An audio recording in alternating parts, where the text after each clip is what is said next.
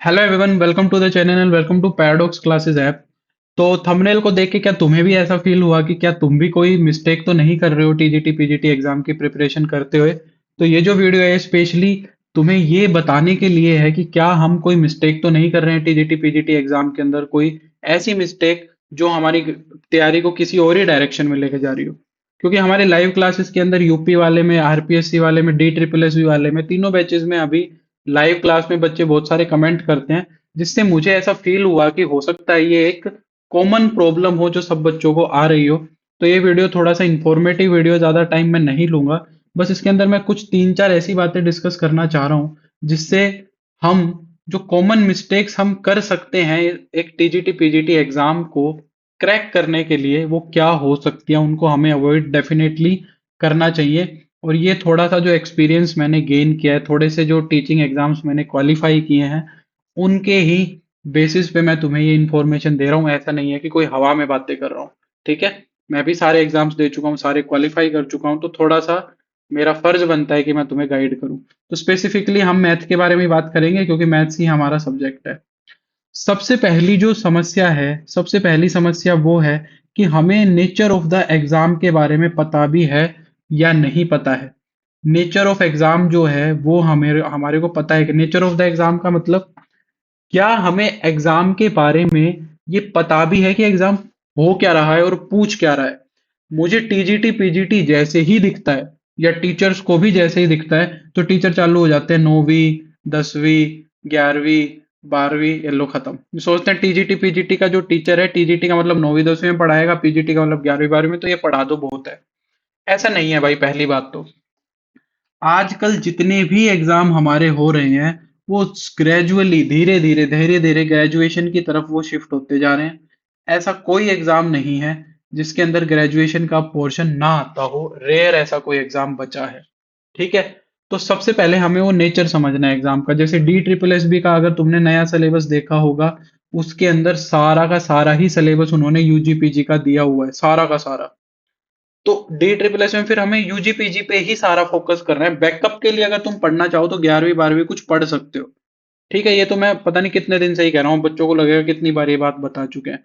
तो D triple S B के अंदर कंप्लीट फोकस पहले हमारा कहाँ होना चाहिए? यूजी पीजी की तरफ ही होना चाहिए, पहली बात।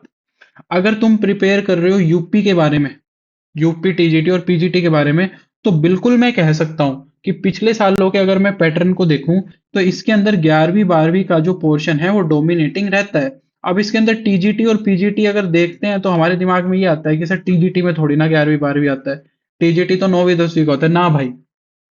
यूपी का टीजीटी और पीजीटी दोनों ही पेपर का सिलेबस एग्जैक्टली सेम है। बस थोड़ा सा वेरिएशन हो जाता है वो वेटेज में। दोनों के अंदर ही 11वीं 12वीं की डोमिनेंस रहती है, पर डोमिनेंस का मतलब ये भी नहीं है कि 100% है तो 90% 11 12 है ना। तुम ये कह सकते हो कि 60 से और 65% तक मेरा 11वीं 12वीं को उम्मीद कर सकते हो तुम। और उसके अंदर जो मेरा बच गया कितना, 30 से 35% तक, वो मेरा यूजीपीजी का ही पोर्शन है। तो उसमें 30 35% काफी हो गया, जिसको मेरे को ये बात समझनी पड़ेगी कि मैं इस चीज को कैसे टैकल करूं। तो वो भी मेरे को उस चीज को ध्यान में रखना है। आंख बंद करके सिर्फ 11वीं 12वीं 11वीं 12वीं 11वीं 12वीं के पीछे मत लगे रहो। तुम्हें लीनियर अलजेब्रा के सवाल भी देखने को मिलेंगे, तुम्हें ग्रुप थ्योरी के देखने को मिलेंगे, तुम्हें वेक्टर कैलकुलस के भी देखने को मिलेंगे, तुम्हें सीक्वेंस सीरीज के भी देखने को मिलेंगे। तुम्हें सवाल वो देखने को मिलेंगे, कोई नई बात नहीं है, पिछले साल के पेपर उठा के देख सकते हो। सिमिलरली आरपीएससी वाले बच्चों की बात करें तो आरपीएससी के अंदर भी उन्होंने सारा सिलेबस मेंशन कर रखा है, यूजीपीजी का भी और 11वीं 12वीं का भी। तो हमें पहली बात तो सिलेबस को देख के और फिर एग्जाम की तैयारी करनी है, पहली बात। ठीक है, दूसरी बात, नेचर ऑफ एग्जाम के बाद मुझे समझ आना चाहिए nature of questions. Nature of questions ये भी मेरे को समझना चाहिए, क्योंकि देखो, एग्जाम कराने वाली वही बॉडी होती है, बार बार एग्जाम्स वही बॉडी कराती है। ठीक है, डी ट्रिपल एस बी का पेपर कराने वाले वही लोग हैं, यूपी का एग्जाम कराने वाले वही लोग हैं। तो उनके नेचर ऑफ क्वेश्चंस, उनके क्वेश्चन सेट करने का पैटर्न भी सेम ही हो जाता है फिर एक टाइम के बाद, क्योंकि वो भी अपने पिछले साल के पेपर उठा के देखते हैं। जैसे डी ट्रिपल एस बी की बात की जाए तो डी ट्रिपल एस बी में सारा यूजी पीजी का पोर्शन पूछता है। वो अगर पिछले साल के ट्रेंडों को देखें तो मुझे ऐसा देखने को मिलता है कि कंसेप्चुअल वन लाइनर क्वेश्चन को वो ज्यादा फोकस करता है, कंसेप्चुअल क्वेश्चंस को वो टारगेट करता है, लेस कैलकुलेशंस होती हैं उसके अंदर। लेस कैलकुलेशंस होती है। अब इसके अंदर अगर कोई ऐसा बच्चा है जो 11वीं 12वीं के एनसीईआरटी के सवाल बैठ के करने लग रहा है, तो वो मूर्खता है, वो तो करो ही मत चाहे ऐसे। अगर तुम यूजी पीजी के भी बहुत बड़े बड़े सवाल कर रहे हो 2-2 पेज के, तो कोई सेंस नहीं बनाता, वो ऐसे सवाल पूछेगा ही नहीं। समय बहुत कम रहता है, हमें सवाल बहुत ज्यादा करने होते हैं, तो कंसेप्चुअल क्वेश्चन पूछता है, जल्दी जल्दी जल्दी जल्दी होने वाले। तो फिर उसकी तैयारी वैसे ही करने का बेनिफिट है। बात करूं मैं यूपी की, और सिमिलरली आरपीएससी की भी ले लो इसी के अंदर, तो यूपी वाले बच्चे जो हैं उनका पेपर देखो, वो कैलकुलेटिव होता है। उसके अंदर कैलकुलेशंस आएंगी, 11th 12th में भी भर भर के कैलकुलेशंस आएंगी, और यूजी पीजी में भी आएंगी। तो वो अपनी प्रिपरेशन कैलकुलेशन बेस्ड करो, उसके अंदर कैलकुलेशन पे ध्यान रखो, सारे सवाल को पूरा पूरा करके देखो, स्पीड बढ़ाओ, ट्रिक सीखो, उसके अंदर वो सारा काम करना पड़ेगा। सेम दोनों के दोनों पार्ट तुम्हारा 11th 12th के अंदर भी और यूजी पीजी के अंदर भी।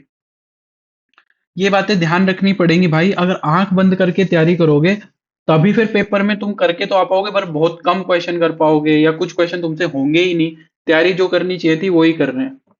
समझ रहे हो? तो नेचर ऑफ द क्वेश्चन समझना बहुत जरूरी है। ठीक है। तीसरी जो कॉमन मिस्टेक देखने को मिलती है, ठीक है, हम बहुत ज्यादा किताबों के अंदर घुस जाते हैं, बुक्स पे ज्यादा फोकस हो जाता है हमारा।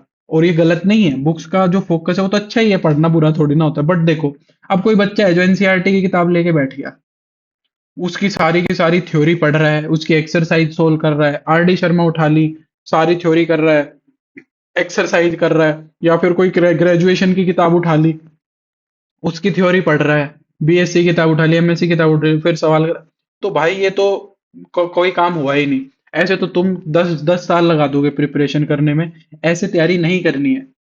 पहली बात, ऐसे तैयारी नहीं करनी है। पहले ऊपर वाली दोनों चीजें देखो, नेचर ऑफ एग्जाम देखो, नेचर ऑफ क्वेश्चंस देखो, उसके अकॉर्डिंग अपनी बुक्स की सिलेक्शन करो कि मेरे को किस तरीके की तैयारी करनी है। ऑब्जेक्टिव सवाल आता है तो थ्योरी में बहुत ज्यादा नहीं घुसना है, हमें ऑब्जेक्टिव अच्छी अच्छी बुक्स को रेफर करना है जहां पे ज्यादा सवाल मिले। थ्योरी को एक थोड़ा समय दो जिससे थ्योरी रिवाइज हो जाए बस। हाँ, अगर इसमें कुछ ऐसा बच्चा है जिसने 5 साल 7 साल से किताब ही नहीं उठाई है, तो मैं डेफिनेटली कह सकता हूँ कि बिल्कुल वो जाके उनको पढ़ ले। पर उतना समय फिर है कि नहीं है वो तुम देखो। बाकी अगर थोड़ा भी बच्चा ऐसा है जिसको चीजें थोड़ी थोड़ी याद है, तो थ्योरी पे बहुत ज्यादा फोकस मत करो। ठीक है, थ्योरी पे बहुत ज्यादा फोकस नहीं करो, प्रैक्टिस पे ज्यादा फोकस करो। नेचर ऑफ थ्योरी और नेचर ऑफ सिलेबस और नेचर ऑफ क्वेश्चन को देख के प्रैक्टिस पे ज्यादा ध्यान देना है। थ्योरी को उतना ज्यादा पागलों की तरह लग के एक एक चीज पढ़ने की कोई जरूरत नहीं है, क्योंकि हमें अल्टीमेटली सवाल ही सोल्व करना होता है। तो ये तीन सिलेक्शन सबसे ज्यादा जरूरी है जिससे तुम्हारा एग्जाम होता है। और चौथा, सबसे अच्छा example, suitable teacher. Suitable teacher और सूटेबल कोर्स, अगर तुम कोर्स से पढ़ रहे हो, suitable teacher and suitable course. यहाँ पे मैं खुद की बड़ाई करने वाला हूँ, खुद का कोर्स बेचने वाला हूँ, पहले ही बता देता हूँ। सूटेबल टीचर और सूटेबल कोर्स, तुम्हें ये भी समझना है कि हम जहां पे पढ़ रहे हैं क्या मुझे वो मिल रहा है कि नहीं मिल रहा है। अब मैं कुछ नहीं कह रहा हूं तुम्हें, वो तुम्हें खुद एनालाइज करना है। देखो आज का टाइम सबको सब सारे पास है, सबके पास सिलेबस है, सबके पास प्रीवियस ईयर पेपर है, सबके पास सब कुछ है। अब देखो जो तुम कोर्स पढ़ रहे हो, जो तुम्हें पढ़ा रहे हैं, क्या वो तुम्हारे प्रीवियस ईयर पेपर और सिलेबस से मैच भी करनी है चीजें। तुम्हें ये देखना है क्या सारी की सारी चीजें मैच हो भी रही हैं, कहीं आउट ऑफ द कॉन्टेक्स्ट तो नहीं जा रही हैं चीजें, या फिर हमें सिर्फ वही तो नहीं परोसा जा रहा है। क्या हमें सिर्फ वही तो नहीं परोसा जा रहा है जो हमें आता है, जिसको देख के हमें ऐसा लग रहा है कि ये तो मुझे आता है, वाह वाह वाह वाह वाह वाह। तो फिर मजा आने लग जाता है, अरे ये तो मेरे को आता है, बढ़िया बढ़िया, फिर तो सिलेक्शन श्योर है, हम उस चक्कर में चले जाते हैं। ऐसी तो बातें नहीं हो रही हैं। ये चीजें तुम्हें खुद से समझनी है, ये चीजें तुम्हें खुद एनालाइज करनी है। अब मैं यहाँ से, सूटेबल टीचर तुम्हारे सामने बैठा है और सूटेबल कोर्स उसकी ऐप पे बैठा है, ठीक है। तो थोड़ा सा हमारे बारे में बता दूं, तो हम इन सारी चीजों पे एकदम डिटेल्ड फोकस करके लगे हुए हैं। डी ट्रिपल एस बी को डी ट्रिपल एस बी की तरह टारगेट कर रहे हैं, यूपी और आरपीएससी को उन दोनों की तरह टारगेट कर रहे हैं।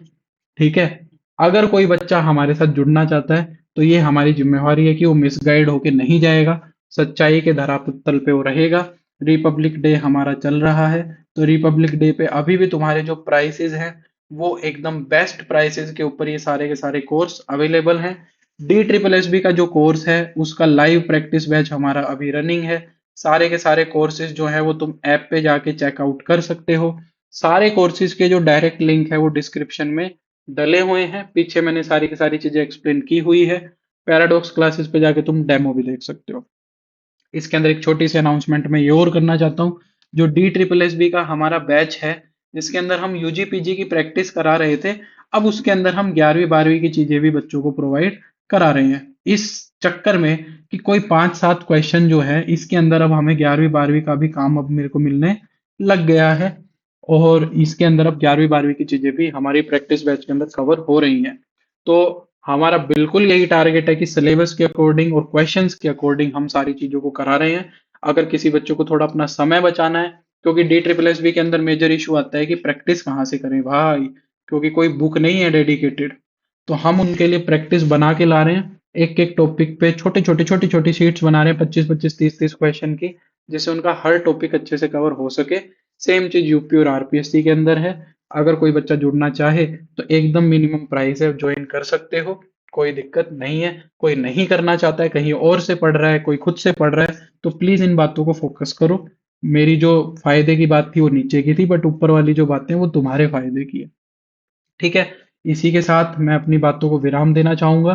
केवीएस का बैच जब आएगा तो हम कोशिश करेंगे उसका भी एक ऐसा ही डेडिकेटेड बैच लाएं। तब तक के लिए धन्यवाद, bye bye. Thank you so much सुनने के लिए इतना, और मिलते हैं ऐप के ऊपर।